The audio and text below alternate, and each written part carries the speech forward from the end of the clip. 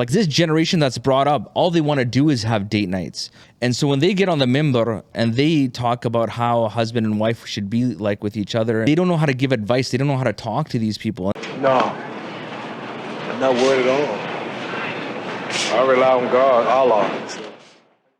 Some people are living in bubbles. For example, I've talked to certain imams and sheikhs, how they counsel marriages and what their assessment is of why there's so many problems with marriages. And what usually happens is the people who seek counseling from the imams and the sheikh, or the sheikh, they come from like back home countries, right? So, and usually their problems are, there's a typical issue with that. Maybe like the husband might be a little bit too harsh or whatever. There's like that stereotypical type of thing. Sure. And then they project that as if like that's happening with everything. Whereas I'm born and raised here, and the emerging issues in our generation are very different. You know what I mean? And so when they get on the mimbar and they talk about how a husband and wife should be like with each other and stuff like that, this is a society that does not need to do more socialization or casual stuff. Like that generation that comes, they had a mentality to hustle. And so maybe the husband doesn't think, oh, I got to have a date night with my wife. Whereas this generation that's brought up, all they want to do is have date nights. All they want to do, like they want to live that kind of that spoiled, whatever, you know, the modern lifestyle is. You know, they don't want to have that many children. They want to go on vacations all the time, et cetera, et cetera. And so the problems that emerge from them are different, and they don't know how to give advice. They don't know how to talk to these people, and they don't understand like the fitna. Like they really don't have an idea of the young generation that's coming up and how they view Islam, how everything that they find palatable or acceptable in Islam has to be filtered through a liberalistic lens.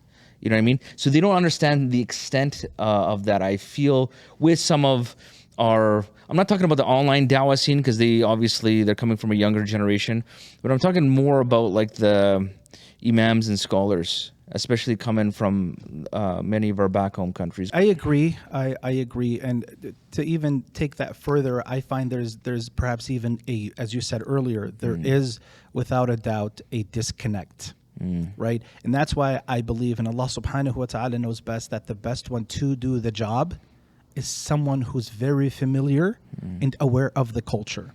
Okay, one of the things that I find is necessary and very, very important is if you're engaged in dawah here in America, you have to have somewhat of an online presence.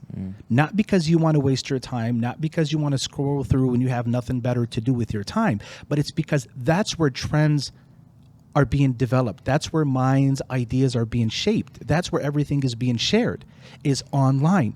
So again, it's not that you want to waste your time online and go around from one platform to the other, but I think there has to be a minimum to see what exactly is happening. And so going back to that, as you said earlier, you have the older generation. They've done many sacrifices.